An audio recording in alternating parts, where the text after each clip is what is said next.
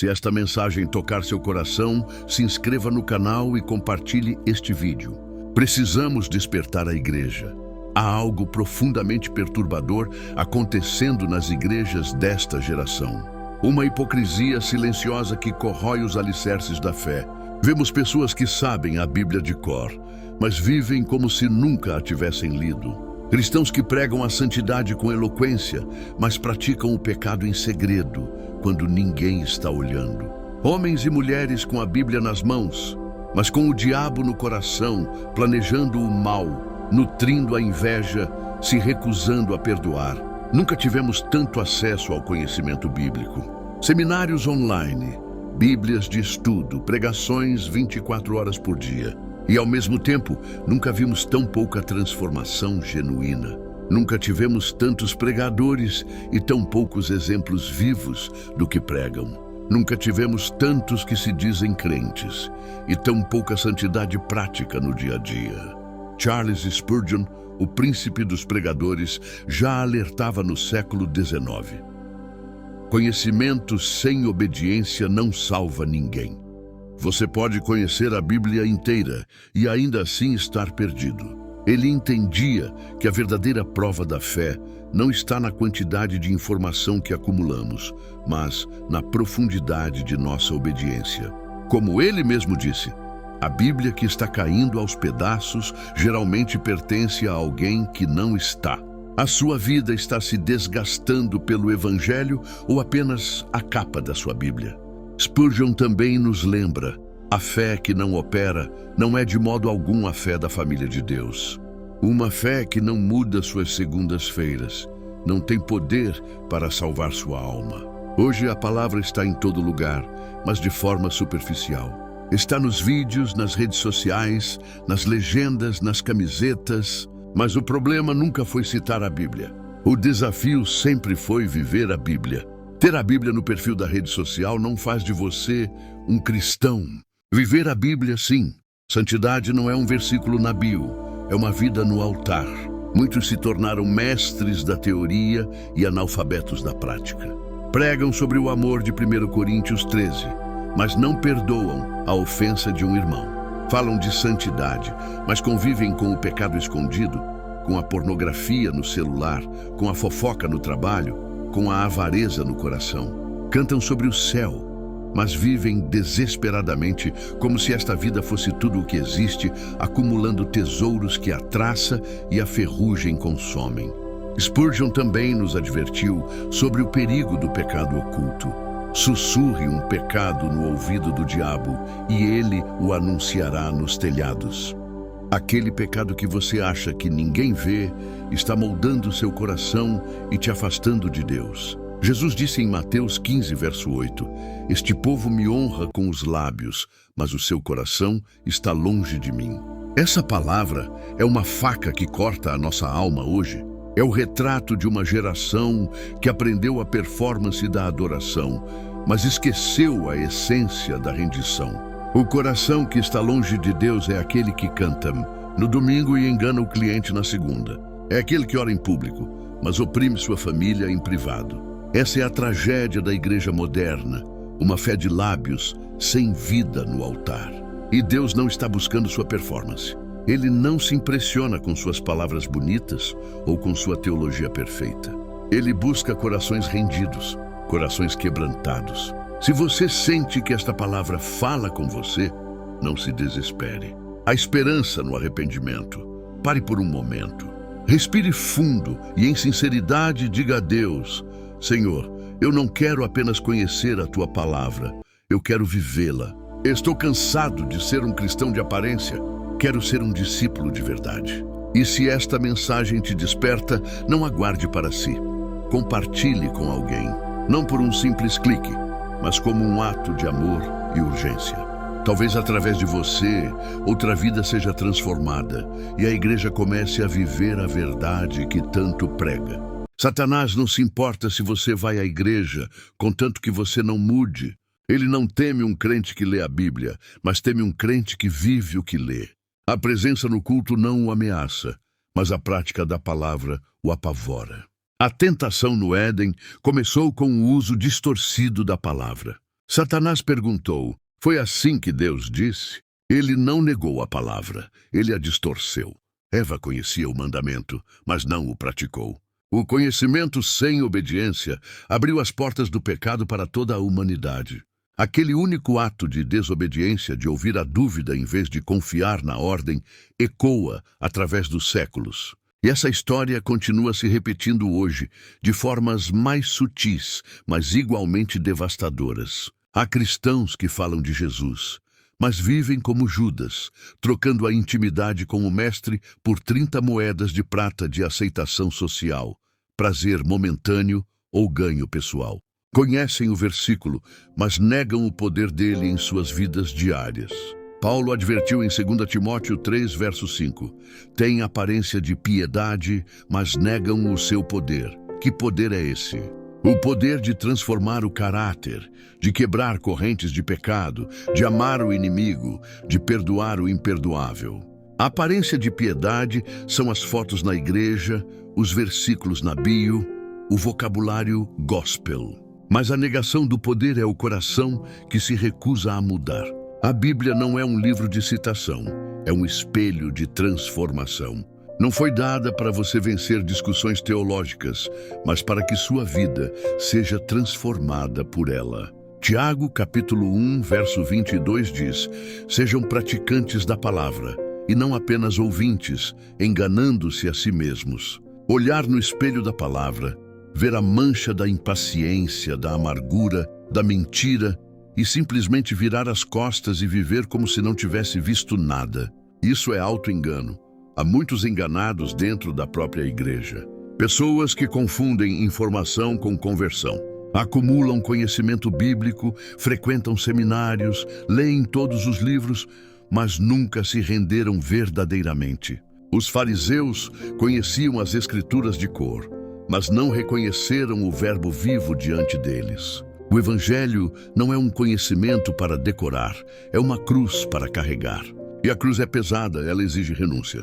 Não adianta cantar bonito se a vida é uma canção desafinada. Não adianta pregar bem se as ações contradizem as palavras. Não adianta postar versículos nas redes sociais se o coração está longe de Deus. Se o perdão não é liberado para aquele que te feriu, se o altar da sua devoção pessoal está rachado e empoeirado, se o pecado é guardado como um segredo precioso no porão da alma e a presença sensível de Deus foi embora há muito tempo. Deus não quer suas palavras, Ele quer sua entrega. Ele não está impressionado com sua teologia, Ele anseia pelo seu coração. O Espírito Santo está aqui, agora, chamando você para uma fé viva, verdadeira, profunda. Uma fé que vai além do domingo, que transforma a segunda-feira, que santifica cada momento. Se esta palavra te confronta, não fuja. Fique até o fim. A dor da convicção é o prelúdio da cura. Deus só cura o que é revelado. Não se esconda mais atrás da religiosidade. É hora de ser real. Aqui está o chamado à ação. Não apenas para o final deste vídeo, mas para o resto da sua vida. Pare de ser um espectador da sua própria fé. Incline sua cabeça agora, onde quer que esteja. Confesse as áreas onde você tem sido apenas um ouvinte. Peça um coração novo. Depois, levante-se e haja. Peça perdão. Libere perdão. Abandone o pecado secreto, chamado à ação visual. A tela escurece e as seguintes palavras aparecem em texto branco e simples, uma frase de cada vez. Comente "eu me rendo" como um ato profético de entrega. Compartilhe esta mensagem com alguém que precisa de arrependimento genuíno. Junte-se a nós nesta jornada de fé real. A religião tem enchido templos, mas não tem enchido o céu. Jesus disse em Mateus 7, versos 21 a 23, nem todo o que me diz Senhor, Senhor, entrará no reino dos céus, mas aquele que faz a vontade do meu Pai. Perceba, Jesus não está falando com o mundo, está falando com os crentes. Pessoas que profetizavam, expulsavam demônios, faziam milagres, mas ouviram do próprio Cristo: nunca vos conheci. É uma das declarações mais aterrorizantes da Bíblia. Como é possível fazer tanto em nome de Deus e ainda assim ser um desconhecido para Ele? A resposta é dura. É possível servir a Deus publicamente e desobedecê-lo em secreto. É possível falar em nome de Jesus e não andar com ele. O inferno está cheio de pessoas que sabiam versículos, mas nunca se arrependeram. Elas tinham a forma, mas não a essência. Pergunta interativa 1. Você já sentiu a pressão de parecer mais espiritual do que realmente se sentia por dentro? Deixe um sim nos comentários se isso já aconteceu com você. Spurgeon dizia: no último dia, Deus não perguntará quanto você sabia da Bíblia, mas quanto você obedeceu.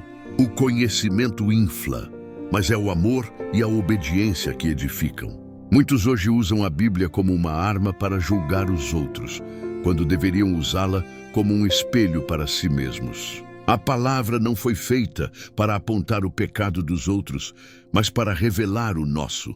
E quando Deus revela, é para curar, não para humilhar. Ele não expõe sua ferida para te envergonhar, mas para aplicar o bálsamo do perdão e da restauração. Pergunta interativa 2. Qual versículo ou passagem bíblica tem falado mais ao seu coração ultimamente como um espelho? Compartilhe nos comentários. Hoje, o Espírito Santo chama você para sair da aparência e entrar na essência, para deixar de fingir santidade e viver uma vida consagrada. Deus está mais interessado em quem você é quando ninguém te vê do que no que você aparenta quando todos te aplaudem. A verdadeira fé não é um espetáculo para os outros, mas uma caminhada íntima com Deus. É no secreto que o caráter é forjado. É na solidão que a verdadeira adoração acontece. Talvez hoje ele esteja dizendo: filho, rasga o coração diante de mim, porque Deus não quer o seu disfarce, ele quer a sua verdade. Ele não deseja seus rituais vazios, ele anseia por seu coração quebrantado. Rasgar as vestes é fácil, é um show externo. Mas rasgar o coração exige vulnerabilidade, arrependimento e uma entrega total, chamada de ação. Não termine este vídeo da mesma forma que começou. Pare por um momento e pergunte a si mesmo: minha vida é um templo ou apenas uma fachada? Minha fé é para Deus ou para os homens? Se esta mensagem tocou seu coração, dê um passo de fé hoje. Deixe um comentário dizendo: eu escolho a verdade, para declarar seu compromisso com uma fé autêntica. Inscreva-se no canal e compartilhe este vídeo para que mais pessoas sejam despertadas para a verdadeira essência do Evangelho. Você já se sentiu distante de Deus, mesmo dentro da igreja? Talvez você tenha vivido uma fé mecânica, pregado o que não viveu, cantado o que não sentiu. Mas há esperança. O mesmo Deus que confronta é o Deus que restaura. Ele não expõe para humilhar, mas para curar, como em Apocalipse 3:20. Ele está à porta e bate. Ele não quer cristãos de aparência, quer discípulos de verdade. A pergunta é: você tem Cristo ou apenas religião? Hoje o Espírito Santo quer reacender o fogo. Se essa palavra é para você, ore comigo. Senhor Jesus, reconheço minha fé de aparência. Hoje abro meu coração. Não quero apenas conhecer tua palavra, quero obedecer. Purifica-me, transforma-me e faz de mim um verdadeiro discípulo. Amém. Se você fez essa oração, ouça o poder da fé vivida em comunidade. Voz 1, tom de liderança comunitária. Nossa igreja estava dividida, cheia de fofocas e mágoas. Fizemos um propósito de oração e começamos a servir juntos na nossa cidade. A unidade não veio de concordarmos em tudo, mas de nos unirmos no amor de Cristo para servir quem precisava. Hoje somos uma família. Voz 2, tom de gratidão coletiva. Estávamos prestes a fechar as portas por causa das dívidas. Em um culto, decidimos confiar em Deus de forma radical. Quem tinha recursos doou, quem não tinha, doou seu tempo. Em meses, não só pagamos tudo, como abrimos um projeto para ajudar outras igrejas. Deus honrou a fé da comunidade. E voz do narrador principal. Viu? A transformação é real e começa com um passo. Por isso, o desafio hoje é prático. Ao terminar este vídeo, peça a Deus um princípio para viver nas próximas 24 horas. Talvez seja ligar para alguém e pedir perdão, ou passar 15 minutos em silêncio, apenas ouvindo. A fé ganha vida nas nossas decisões diárias. Se esta mensagem te desafiou, compartilhe. Comente: Senhor, minha vida é teu altar. E se inscreva para continuarmos essa jornada. Lembre-se, no fim, não bastará ter lido a Bíblia. A questão será: sua vida se tornou uma carta de Cristo, lida por todos ao seu redor? Viva a palavra.